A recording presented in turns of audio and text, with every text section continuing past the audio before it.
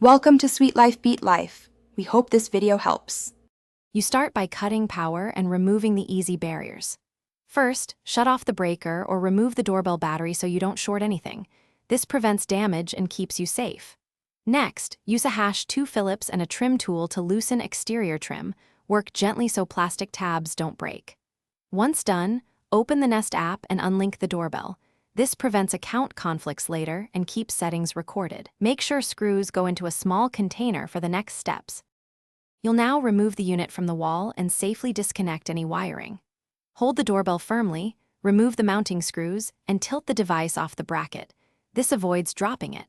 If wires are attached, loosen terminal screws or pull connectors straight out with needle nose pliers. Cap bare wire ends with electrical tape to prevent shorts. If it's hardwired, identify the chime, transformer, and connector style so you can restore or replace components correctly. Once done, finish by reinstalling a blank plate or securing the mounting bracket so the site is tidy and safe. Only restore power after all wiring is properly insulated. If you plan to give or sell the doorbell, perform a factory reset in the device settings so accounts are cleared. Verify the Nest app shows the device removed.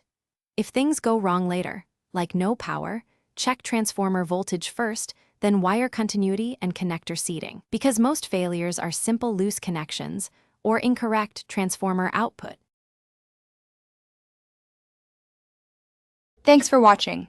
Consider subscribing if we helped you.